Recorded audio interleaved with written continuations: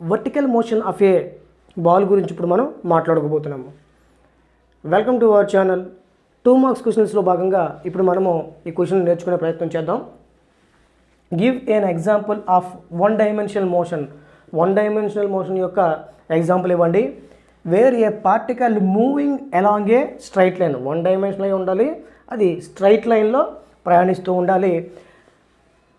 Comes to rest and move backward, అది comes to rest అంటే ఒక పాయింట్కి రీచ్ అయిన తర్వాత కమ్స్ టు రెస్ట్గా అయిన తర్వాత comes to rest and move backward.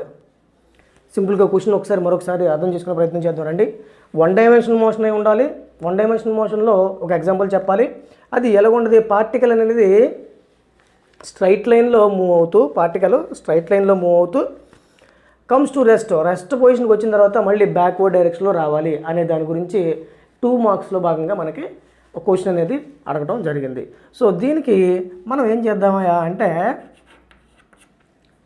Vertical motion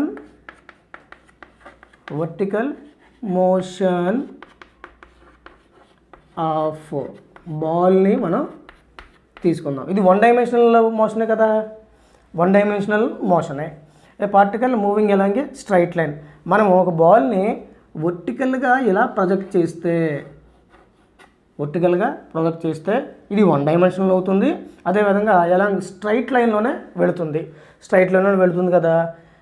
comes to rest అంటే ఒక పొజిషన్ రెస్ట్ అంటే బాల్ని మనము పైకి విసిరినాము తర్వాత ఇనీషియల్ వెలాసిటీ ఫస్ట్ మనము ఏమనుకుందాము, initial velocity u is equal to 0. Initial velocity 0. మనకు తెలుసు యాక్సలరేషన్ డ్యూ టు గ్రావిటీ,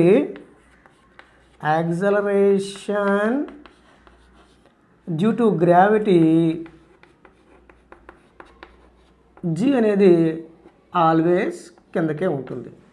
అంతే కదండి. ఓ బాల్ మనం పైకి విసిరామంటే దీనికి యాక్సలరేషన్ అనేది ఎప్పుడు కూడా కిందకే ఉంటుంది. ఇనీషియల్ వెలాసిటీ ఏమనుకున్నాము, 0 అనుకున్నాము.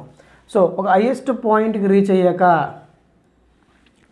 సో ఇలా పైకి వెళుతున్నప్పుడు వెలాసిటీ యొక్క డైరెక్షన్ ఏమవుతుంది, వెలాసిటీ యొక్క డైరెక్షన్ ఇలా అప్వర్డ్ మోషన్లో ఉంది. సో యాక్సలరేషన్ ఇనీషియల్గా కాదు, ఎప్పుడు కూడా కిందకే యాక్ట్ చేస్తూ ఉంటుంది. హెచ్మ్యాక్స్ ఒక ఫైనల్ పొజిషన్కి చేరుకున్న తర్వాత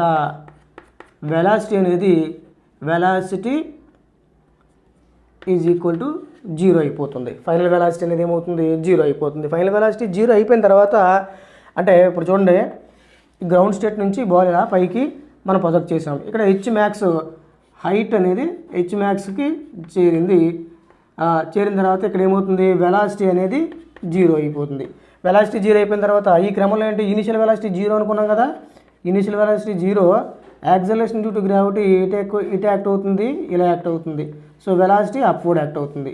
ఈ పాయింట్ తీసుకున్న తర్వాత ఇక్కడ ఏంటి, వెలాసిటీ 0 అయింది, యాక్సలరేషన్ అనేది కిందకే యాక్ట్ అవుతుంది. అంటే మీరు చూశారు కదా, ఆయన అడిగిన క్వశ్చన్కి ఇదే answer.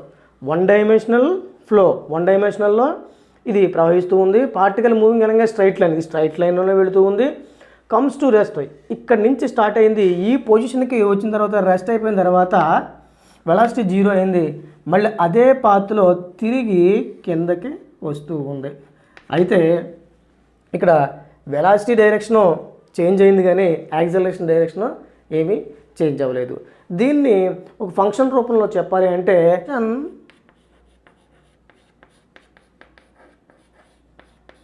x(t) is equal to sin t అనేది దీనికి ఒక ఎగ్జాంపుల్గా మనం చెప్పొచ్చు.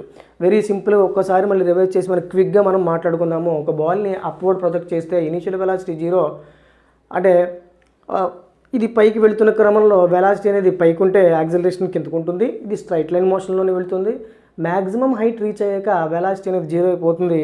మళ్ళీ comes back to the original position through the same path due to gravity.